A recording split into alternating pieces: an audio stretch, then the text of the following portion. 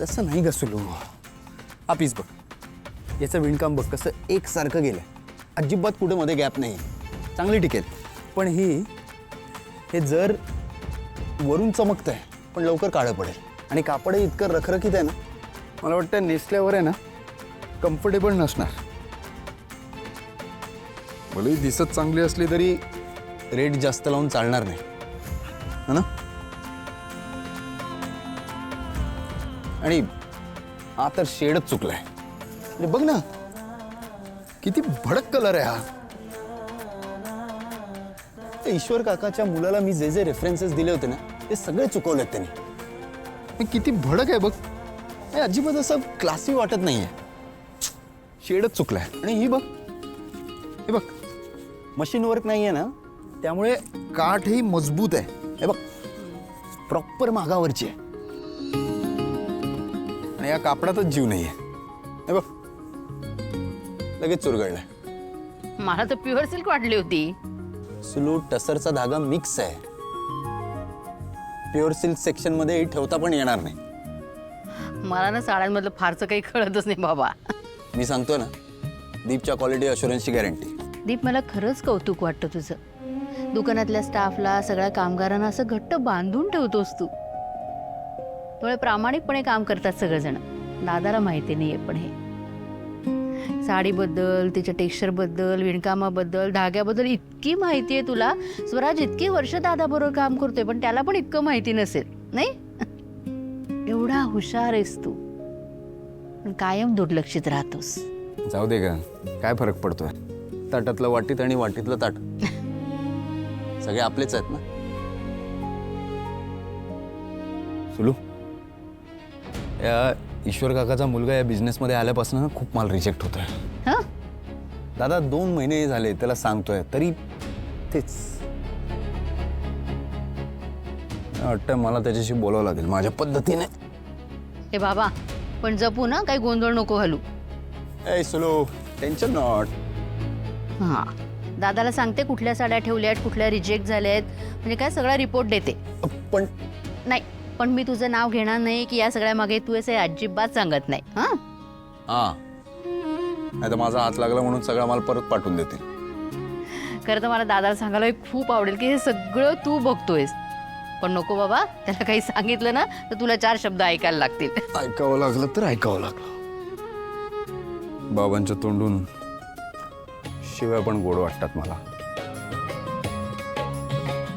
हो का? आणि म्हणून काय मला शिव्या खाऊन घ्यायची हौस नाही. ओके, त्यामुळे हे सगळं आपल्यातच ठेव. बर, चल येतो मी. येत जा. हा.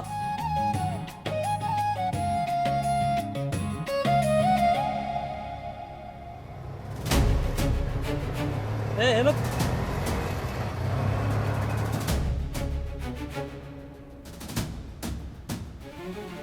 आरामात 50 रुपये दादा. थँक्यू.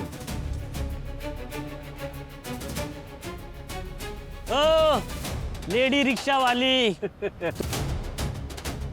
तुला काय आतापर्यंत कुठल्या रिक्षा स्टँडला थारा नाही भेटला वाटतं.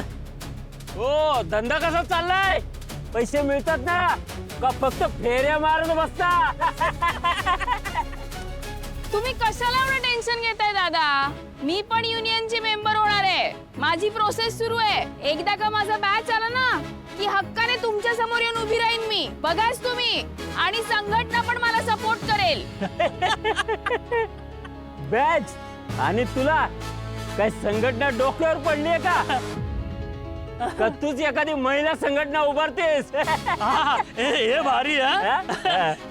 महिला रिक्षा मित्र मंडळ यांच्या एकमेव सदस्या ज्योती सावेकर.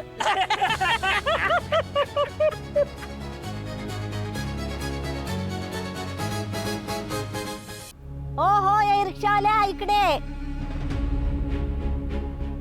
हो, रिक्षा हवी का? हा हा. या मग इथपर्यंत. अरे बाळा, माझे गुडघे दुखतायत रे. अरे तिथेच तुम्ही तर टाक आणि मला घ्यायला ये. अरे या म्हातारीला इथेच कुठेतरी जायचं असेल, त्यासाठी एवढा युटर्न मारून गेलं आणि ती म्हातारी फुसकच काहीतरी सांगितलं. मला नाही जायचं बाबा. मला पण नाही इंटरेस्ट. मी नाही जात.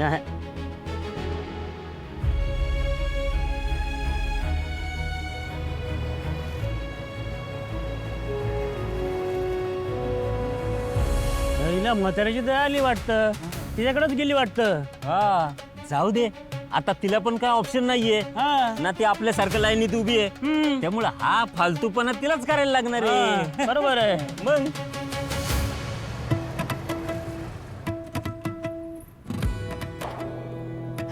द्या आजी. एक मिनिट हा. अशा रिक्षावाल्यांची आपल्या नाशिकला गरज आहे बाळा. देव तुझं भलं करो पोरी. या.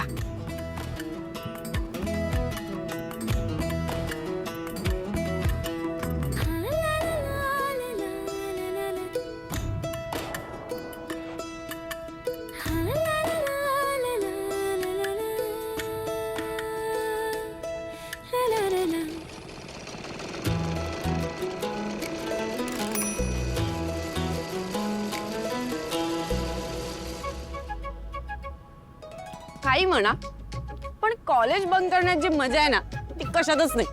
एकदम खरं बोललीस बघ. यार, मला तर लेक्चरला बसलेल्या बॉयलर मुलांची इतकी दया येते म्हणून सांगू. अबे नर्ड्स आहेत सगळे. रोज रोज कोण जातं लेक्चरला?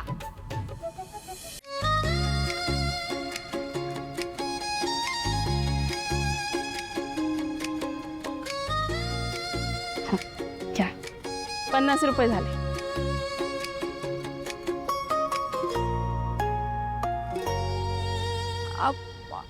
आजी 50 रुपये झाले. माझ्याकडून बक्षीस. अहो मला बक्षीस. अहो मला खरंच नको. अहो माझी आजी असती तर मी मदत केलीच असती ना तुम्हाला. तसं समजा हवं तर. मीटरचे जेवढे झाले ना तेवढेच घेईन पैसे. असंच समज तुझ्या आजीने दिलेले. अहो अगं ठेव. आता मी 80 वर्षाची होत आली आहे. हे पैसे घेऊन काय मी वर जाणार आहे का? माझी मुलं मला सोडून परदेशात गेली. आता मला कोणाची मदतही नाहीये. पैसे मोजायची तयारी असली ना तरी कोणालाही माणुसकी दाखवायची नसते आणि म्हाताऱ्यांकडे पाहायचंही नसतं. तुझ्यासारखी कष्ट करणारी मुलगी पाहिली की मला खूप बरं वाटतं. आता तूच म्हणाली ना, माझी आजी जरी असती तर मी हेच काम केलं असतं. मग आता जर माझी नात जरी असती तर मी कौतुकाने तिला पैसे दिले असते. असं समज की तुझ्या आजीनेच दिलेले.